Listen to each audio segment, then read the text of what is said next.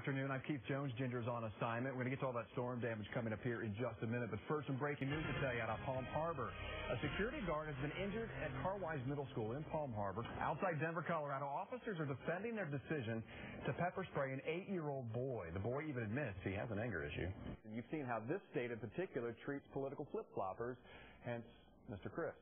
I can confirm what most Floridians already know. Your reaction to that? I'm no political flip-flopper. So I argue that you already ran as a Republican. That makes you a political flip-flopper by definition. We're at 6:06 now, and funeral services are set today for a Citrus County soldier who died in Afghanistan last month. Army Private First Class Michael Marr was killed in action back on March 22nd. The homosassa native will be remembered at the First Baptist Church of Bushnell at 11 o'clock this morning. And welcome back to downtown St. Petersburg on this. Why did they call it that Wednesday? We've got the road show in play today. Good morning to you. I'm Keith Jones, along with Gracie Cobb, meteorologist Bobby Deskins. All right, so we've had a pretty packed half hour so far. We've showed you dead sharks, and there was a reason for that. We're learning more about a 7th grader who stabbed a resource officer at school. We're live from that campus. Tampa's new mayor brings his message of unity to county commissioners. A 2nd grader says yes, he has anger problems. Yes, he tried to stab an officer, but his mother says no, he shouldn't have been pepper sprayed. You're going to hear from the boy, his mother, and the officers next at noon. Plus, if you're a Sun Pass holder, the drive to and fro could get more expensive. And Tallahassee takes up Florida's bed bug problem. The news at noon. It's next. Good afternoon. I'm Keith Jones. Ginger Gadsden is on assignment. New at noon, the day after a 7th grader stabbed a resource officer. We're learning more about that student. It happened at Carwise Middle School. The campus is located just off of Alderman Road in Palm Harbor. And that's where 10 News reporter Catherine Burr, she joins us live now with reaction from the parents. Catherine?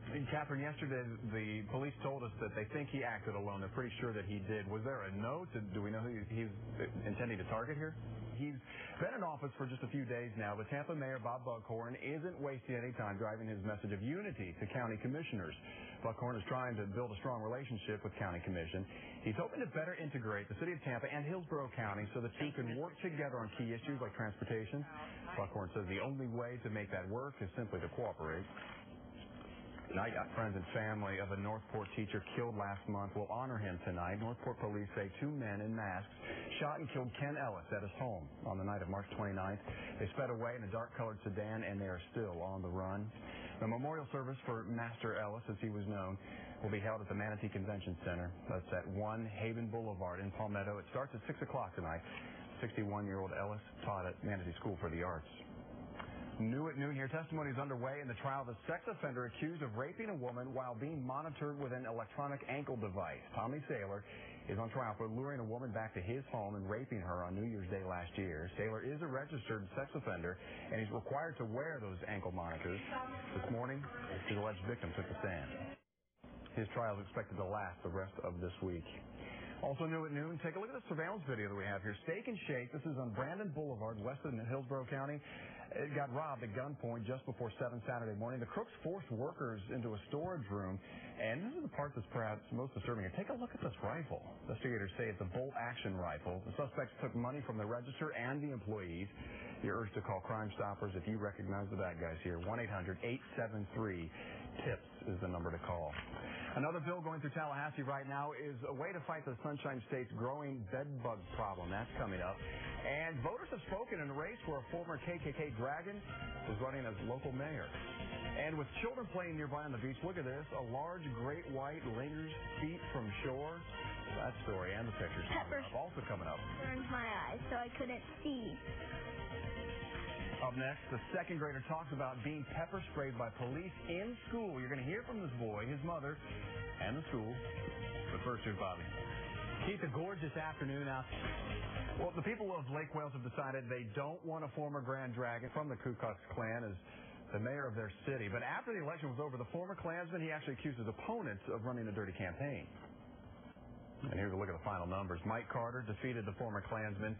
John Paul Rogers receiving 66% of the votes. A total of just over 2,000 votes were cast yesterday.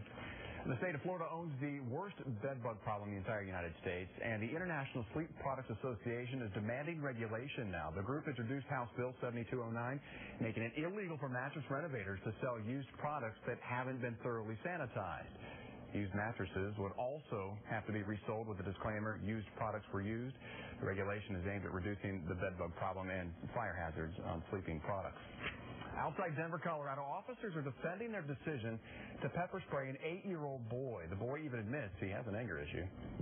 All right, so this is Aiden, and back in February, officers say he was trying to stab them with wood trim at his elementary school. That's when they pepper sprayed him.